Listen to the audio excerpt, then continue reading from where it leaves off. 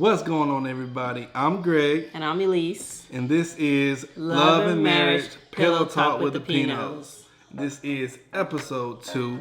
And we are so happy to see y'all again. So happy, yes. So this will be a special episode. Well, it's our second episode.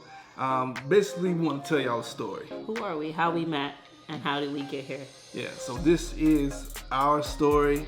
Like I said, uncut and raw. You know, this is our life. Yes. And so you see, I'm not wearing the bow tie right now. I'm just a little casual, but I'm still fly. And so is the wife. Of you know. course, always. So, and this is who I'm really repping. Not the Lakers, the Bulls, all day, every day, since the '90s. But yeah, so this is our story. Go Lakers. Go LeBron. No. You want to start it off for me? You want to tell your little rendition of how we started? I'll tell mine because yours is always... Mine is right, but no. She's right. He always adds stuff in there that's not true. So, I'll tell mine and then he can jump in wherever he feels. So back in, what'd you say, 2008? Yeah, it was summer 2008. Back in 2008.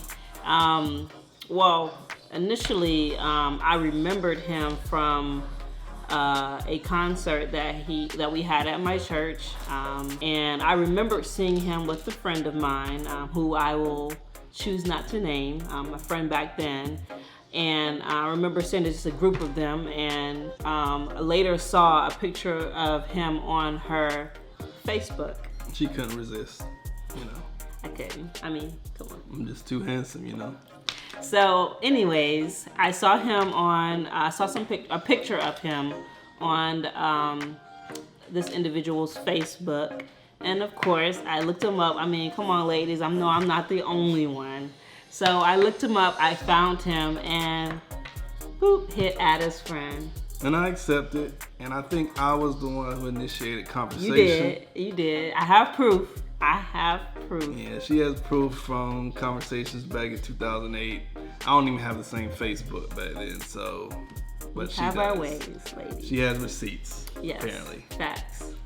But yeah, so, I mean, I started, talking with her, and back then, I'm still a Christian. I'm still, in the church and such, but I was like deep... Heavily in it. I was, it was borderline, maybe cultish, I don't know. But, I was heavy. I was a zealot. I would just say I was pretty zealous.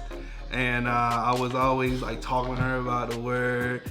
And just if she mentioned something that wasn't like Christian, he would take it. I would just be like, yo, you need to do this spin and that. And, I was just very zealous, but that's how I was back then, and most of our conversations was basically just biblical, about the Word of God and stuff like that. And that's what we did for a while, but at the same time... There was other conversations as well, but yeah. At the same time, I was, entertaining someone else. We were just strictly friends. I would call her sis. Yes, and I would call him like buddy. And yeah, and I would call her sis. So it was really kind of platonic. Very platonic. But I basically wanted, her just to be a friend. Just a friend. I was in Tampa. She was here in Jacksonville. And I just wanted a friend that could talk to about the Word of God and stuff like that. But and just so we clear, it was... He didn't lead me on. He didn't make me think we were more than friends. No. It was always clear from the beginning that it was strictly a friendship. However, I did not know that he was entertaining anyone else. But yeah, there was no indication that we were a couple, so that's fine. But continue. But yeah, so long story short, basically I end up kind of cutting communication off with her because I was talking with somebody else and just started dating someone else, and I was becoming like really attracted to her because of our conversation. She was real cool, down to earth, but I was in a relationship with someone else at the time, so who ended up being, my wife and whatnot. But I was entertaining. I just wanted to cut that off and just, be holy and all that stuff. But basically, so I told her, hey, I'm not really, I can't do this right now. I'm conflicted. So I'm attracted to you, but I'm talking to someone else. So I cut it off. That was around like late 2008, 2009, something like that. and basically, essentially, we stopped talking was for it. about Years. 8-9 years. Yeah, Really, years. 8-9 years. 8 whole, 9 whole years. Meantime, I got married. I had a kid. She entertained a whole bunch of guys. I'm just playing. She wasn't nothing like that. But she lived her life. She lived her life, and I lived my life. So boom. So fast forward till 2016. January 2016. So I'm no longer in a relationship. I am no longer married at the time. And I was. Go ahead. So I'll pick up from here because. She was being nosy again. First of all, the first time I wasn't being nosy, I was being observant. So anywho, so January 2016 came. I had just had a few losses in my family. Had lost both of my grandmothers, literally back to back, and just so happened, who pops up on People You May Know? He came up on People You May Know, and so he did delete me. He deleted me from Facebook. Oh yeah, I deleted her from Facebook. I didn't even know. I didn't even know he had for deleted years. me. Yeah, for years. I deleted her from Facebook because I just wanted to be holy and pure and just didn't want no distractions. But that's another story. Couldn't get away from me. But anywho, so he deleted me on Facebook, but 9 years later, pop up on People You May Know. So I remember that he was previously married, but I wasn't sure if he was currently married at this time. So she decided to be nosy. This time I was being nosy. The first time I wasn't. So of course I clicked on his page. I tried to look at his pictures to see if there was any indication that he was, but his page was so private that I couldn't really see anything. So I figured he'd either accept my friend request if he's not, or he'll deny it if he was. So he accepted. I accepted, and then like I did in 2008, I immediately started just talking to her. And we kind of really, it was strange, but it was awesome at the same time. Really just picked up where we left off. Like we didn't miss a beat. Just started talking, and I can just be real with her. I can be honest with her. And she was just real cool, real down to earth still. She dressed better. She dressed to the nines. But back then, I just say she was kind of. It seemed like she was. He said I couldn't dress. He said I couldn't dress. But I really couldn't either. But back then, that's neither here nor there. But that's another story about dressing and attire and all that. Right, because we don't want to get into. This whole outfit is thanks to her right now. Oh, okay. She made me fly. Give me my props. Super fly. Give me my props. I definitely give you props there, babe. All right, so fast forward 2016. I friend requested him. He immediately messaged me, and we're like talking, all night. And we exchanged numbers. And we agreed to meet up. Was it the following weekend? About 2 weeks later. 2 weeks something later. Like that. He was still in Tampa. Came to Jacksonville. We met up. And just immediate attraction. Like I was like, oh man, like attraction. You know what I'm saying? Like I was, cause I was divorced and such like that. Probably was going to head down a crazy path, but then thank God she came back into my life at the right time, and I regret nothing. She was there for me. I was there for her. When the time with her, she lost both her grandparents. We just meshed so well, and we just really became best friends. Yes. And to this day, we're still best friends. And that's really important. Like if you're with somebody, you want to be best friends. I can honestly say from the first day that he reached out until today, we've practically talked every single day. Every day.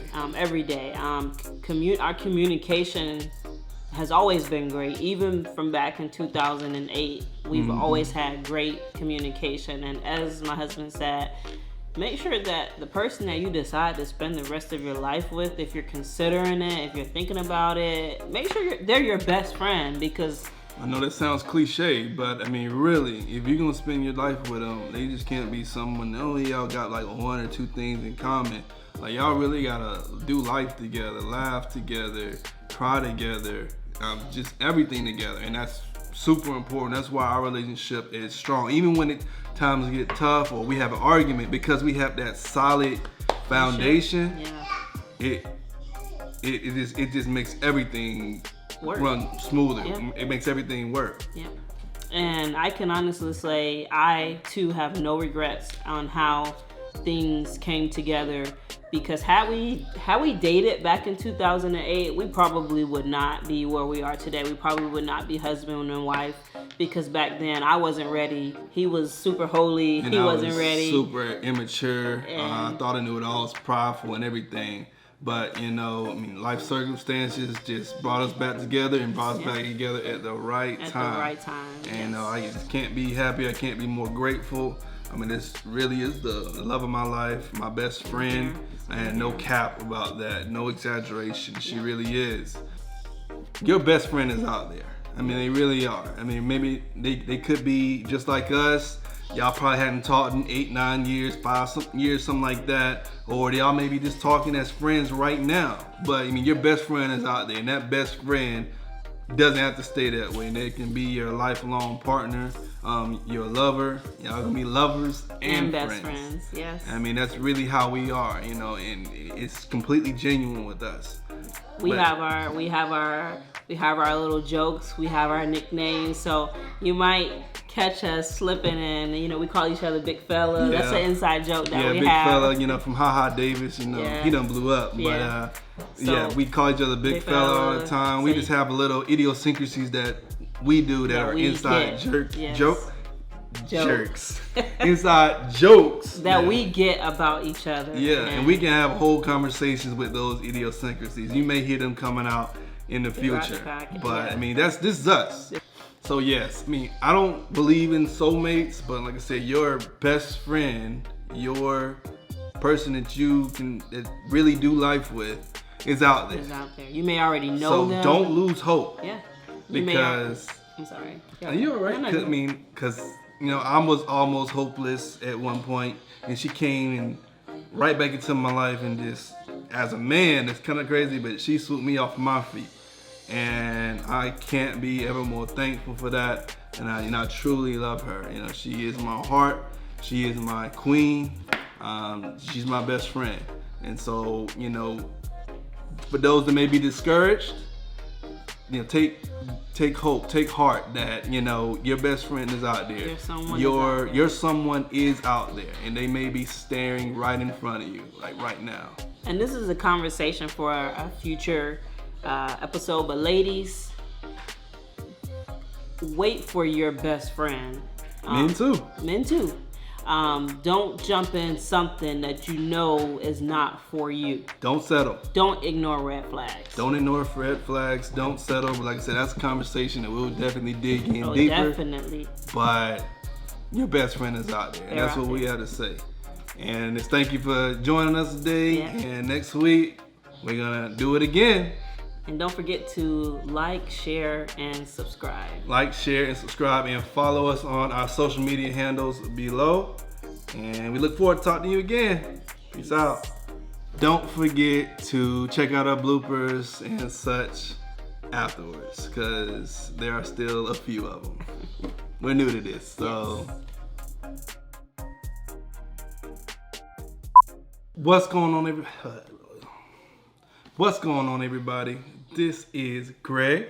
Oh, I am Greg. Oh, yeah.